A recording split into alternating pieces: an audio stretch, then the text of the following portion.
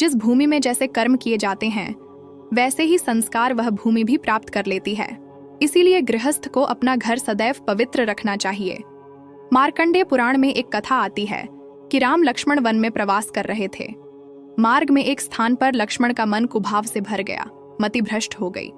वे सोचने लगे, कैकेयी ने तो वनवास राम को दिया है, मुझे नहीं। मैं राम की सेवा के लिए कष्ट क्यों उठाऊं? राम ने लक्ष्मण से कहा, इस स्थल की मिट्टी अच्छी दिखती है, थोड़ी बांध लो। लक्ष्मण ने एक पोटली बना ली।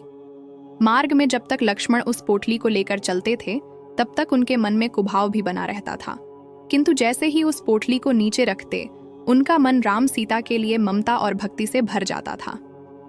लक्ष्मण ने इसका कारण राम जी से पूछा तो श्री राम ने कारण बताते हुए कहा, भाई, तुम्हारे मन के इस परिवर्तन के लिए दोष तुम्हारा नहीं, बल्कि उस मिट्टी का प्रभाव है। जिस भूमि पर जैसे काम किए जाते हैं उसके अच्छे बुरे परमाणु उस भूमि भाग में और वातावरण में भी छूट जाते हैं। जिस स्थान की मिट्टी इस पोटली में है वहां पर सुंद और उपसुंद नामक 2 राक्षसों का निवास था। उन्होंने कड़ी तपस्या के द्वारा ब्रह्मा जी को प्रसन्न करके अमृता का वरदान मांगा। ब्रह्मा जी ने उनकी मांग तो पूरी की, किंतु कुछ नियंत्रण के साथ। उन दोनों भाइयों में बड़ा प्रेम था, अतः उन्होंने कहा कि हमारी मृत्यु केवल आपसी विग्रह से ही हो सके। ब्रह्मा जी ने वर दे दिया।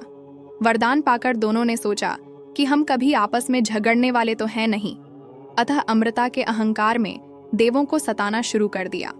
जब देवों ने ब्रह्मा जी का आश्रय लिया तो ब्रह्मा जी ने तिलोत्तमा नाम की अप्सरा का सर्जन करके उन असुरों के पास भेजा। सुंद और उपसुंद ने जब इस सौंदर्यवती अप्सरा को देखा तो कामांध हो गए, तुम मेरी हो, और अपनी अपनी कहने लगे। तब तिलोत्तमा ने कहा कि मैं तो विजेता के साथ विवाह करूंगी। तब दोनों भाइयों ने विजेता बनने के लिए ऐसा घोर युद्ध किया कि दोनों मर गए।